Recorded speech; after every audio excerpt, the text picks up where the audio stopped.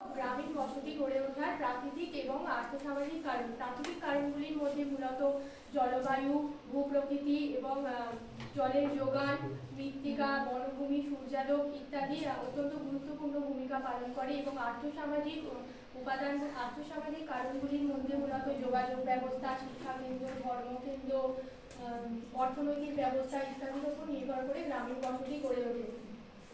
আমরা সাধারণত লক্ষ্য করে থাকি প্রাকৃতিক পার্বত্য অঞ্চলে ভূমির ঢাল অত্যাধিক হওয়ার কারণে যোগাযোগ ব্যবস্থা অনুন্নত, কৃষিকাজ সেভাবে করা যায় না, তাই সেখানে বিক্ষিপ্ত জনবসতি লক্ষ্য করা যায়। এবং সমভূমিতে অত্যাধিক সুযোগ সুবিধার কারণে সেখানে গোষ্ঠীবদ্ধ জনবসতি লক্ষ্য করা যায়। জল হলো মানব জীবনের একটি অত্যন্ত গুরুত্বপূর্ণ উপাদান। ভারতবর্ষের প্রাচীন সভ্যতা থেকে বর্তমান সব সভ্যতাগুলোই জলের সহজলভ্যতার উপর ভিত্তি করে গড়ে উঠেছে। মানুষের প্রাত্যহিক জীবনে পানীয় জল, গৃহস্থালির কাজ, কৃষিকার্য এবং শিল্পকার্যে জল অত্যন্ত গুরুত্বপূর্ণ। তাই পার্বত্য অঞ্চলে ঝর্ণা এবং শস্যবনকে কেন্দ্র করে এবং সমভূমিতে নদীর পার্শ্ববর্তী অঞ্চলে অধিক পরিমাণে জনবসতি লক্ষ্য করা যায়। মৃত্তিকাকে কেন্দ্র করেও জনবসতি লক্ষ্য করা যায়।